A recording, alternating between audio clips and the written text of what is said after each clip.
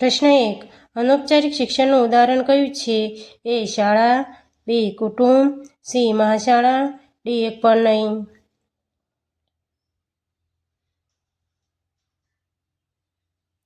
સાચો જવાબ છે બી. કુટુંબ.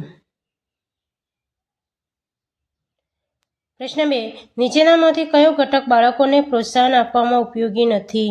એ. મહાવરો, બી. ઇનામ, સી. સન્માન, ડી. પ્રશંસા. સાચો જવાબ છે એ. મહાવરો. પ્રશ્ન 3. CALનું પૂરું નામ જણાવો. A. Computer assisted learning, B. Compulsory assistant learning, C. Common assisted learning, D. Computer aided learning. સાચો જવાબ છે ડી. Computer aided learning. પ્રશ્ન 4. પેડાગોજી શું છે? એ. માર્ગદર્શન આપવાની પદ્ધતિ, બી. શિક્ષણ, સી. શીખવવાની પદ્ધતિ, ડી. શીખવાની પદ્ધતિ.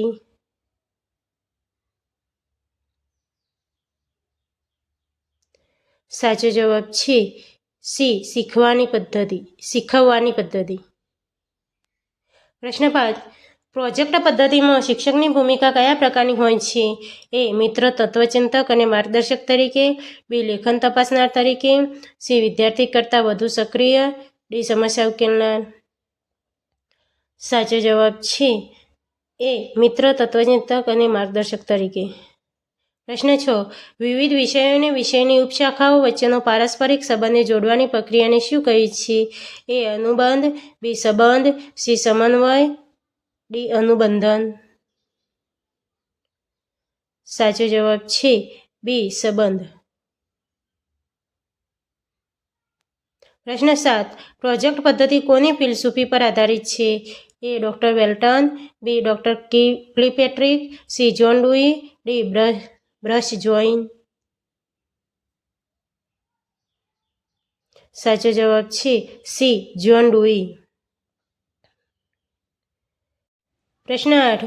અધ્યાપન કાર્યમાં પ્રશ્ન એ સૌથી ઉત્તમ ઉત્તેજક છે તેવી વાત કોણે કરી હતી? એ. કોલ્વિન, બી. મેક્રોલમ, સી. કેલનબેક, ડી. ભટ્ટાચાર્ય. સાચો જવાબ છે ડી. ભટ્ટાચાર્ય. પ્રશ્ન 9. નીચેનામાંથી કયા શૈક્ષણિક સાધનનો સમાવેશ દ્રશ્ય સાધનમાં થતો નથી? એ. ટેપ રેકોર્ડર, બી. ચિત્રો, સી. આલેખો, ડી. નકશા. સાચો જવાબ છે એ. Tape recorder. પ્રશ્ન 10. અનુબંધનો વિચાર કોણે રજૂ કર્યો? એ. એડલર ડેલ, બી. કેલનબેક, સી. Parker, D. હર્બર્ટ.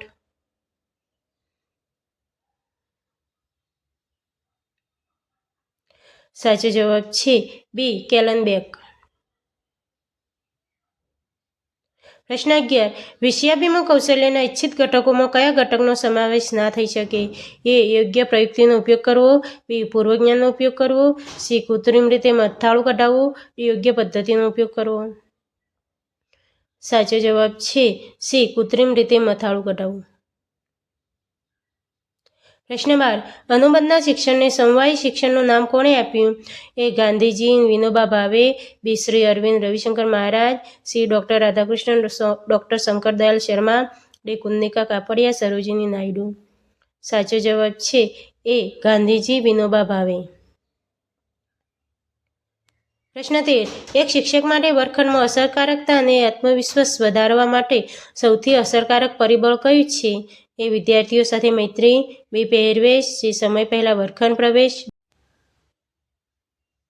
સાચો જવાબ છે ડી. પાઠ આયોજન. પ્રશ્ન 14. હર્બર્ટ સ્પેન્સરે આપેલા તાસ આયોજનના સોપાનોમાં નીચેનામાંથી કયું ઘટક નથી? એ. મૂલ્યાંકન, બી. હેતુકથન, સી. સ્વાધ્યાય, ડી. દ્રઢીકરણ. સાચો જવાબ છે બી. હેતુકથન. પ્રશ્ન 15. નીચેનામાંથી કયું કાપાકાર્ય કૌશલ્યનું ઘટક યોગ્ય નથી? એ. સાતત્યતા, બી. હસ્તાક્ષરની સુવાચ્યતા, સી. સ્વચ્છતા, ડી. પ્રકીર્ણ બાબતો. સાચો જવાબ છે એ સાતત્યતા. પ્રશ્ન 16. શૈક્ષણિક હેતુઓનું વર્ગીકરણ કોના દ્વારા રજૂ કરવામાં આવ્યું છે? A J B. Watson, B. Doctor B K. Passi, C. Professor Ned Flanders, D. Benjamin Bloom. સાચો જવાબ છે ડી. Benjamin Bloom. પ્રશ્ન 17. મુક્ત અને સર્જનાત્મક અભિવ્યક્તિનું માપન કયા પ્રશ્નો દ્વારા કરી શકાય છે? એ ટૂંક જવાબી, બી. નિબંધ પ્રકારના, સી. વૈકલ્પિક પ્રકારના, ડી. ખાલી જગ્યા પ્રકારના. સાચો જવાબ છે બી. નિબંધ પ્રકારના. પ્રશ્ન 18. માઇક્રો ટીચિંગની શરૂઆત અમેરિકાની કઈ યુનિવર્સિટીમાંથી થઈ હતી? A Avalon university, B. Chicago university, C. Stanford university, D. Georgetown university. સાચો જવાબ છે સી. Stanford university. પ્રશ્ન 19. હબર્ટે આપેલા પાઠ આયોજનમાં 5 પગથિયા પૈકી પ્રથમ પગથિયું કયું છે? એ પૂર્વ તૈયારી, બી. હેતુકથન, સી. વિષય નિરૂપણ, ડી. પુનરાવર્તન. સાચો જવાબ છે એ પૂર્વ તૈયારી. પ્રશ્ન 20. શિક્ષકના મનમાં ઉદ્ભવતા નીચેના જેવા પાયાના પ્રશ્નો પૈકી કયો પ્રશ્ન એ શિક્ષણની પદ્ધતિનો નિર્દેશ કરે છે? એ શા માટે શીખવવું, બી. શું શીખવવું, સી. કઈ રીતે શીખવવું, ડી. ક્યારે શીખવવું. સાચો જવાબ છે સી. કઈ રીતે શીખવવું. પ્રશ્ન 21. શિક્ષણના કયા અભિગમમાં વિશિષ્ટ ઉદાહરણો પરથી સામાન્ય સિદ્ધાંત, નિયમ કે સૂત્ર તારવવામાં આવે છે? એ આગમન નિગમન અભિગમ, બી. સ્વાધ્યાય અભિગમ, સી. નિગમન અભિગમ, ડી. આગમન અભિગમ. સાચો જવાબ છે ડી. આગમન અભિગમ. પ્રશ્ન 22. ગીત અભિનય પદ્ધતિની અસરકારકતા વધારવા શું જરૂરી છે? એ હાવભાવ, બી. કાવ્યનું પઠન કરવું, સી. કાવ્યનો અર્થબોધ, ડી. કાવ્ય કંઠસ્થ હોવું. સાચો જવાબ છે એ હાવભાવ. પ્રશ્ન 23. વ્યાખ્યાનો જ પાઠ્યપુસ્તકો બનવા જોઈએ, પાઠ્યપુસ્તકોના વ્યાખ્યાનો નહીં. આ વિધાન કોનું છે? એ કાકા સાહેબ કાલેલકર, બી. ગાંધીજી, સી. આનંદશંકર ધ્રુવ, ડી. ઉમાશંકર જોશી. સાચો જવાબ છે સી. આનંદશંકર ધ્રુવ. પ્રશ્ન 24. નીચેનામાંથી કઈ પદ્ધતિ ગદ્ય શિક્ષણની પદ્ધતિ નથી? એ અર્થબોધ પદ્ધતિ, બી. પ્રશ્ન પદ્ધતિ, સી. કથન પદ્ધતિ, ડી. નાટ્યકરણ પદ્ધતિ. સાચો જવાબ છે એ અર્થબોધ પદ્ધતિ. પ્રશ્ન 25. બેન્જામિન બ્લૂમે જ્ઞાનાત્મક ક્ષેત્રના હેતુઓને કેટલા વિભાગમાં વહેંચ્યા છે? એ 4, બી. 5, સી. 6, ડી. 4.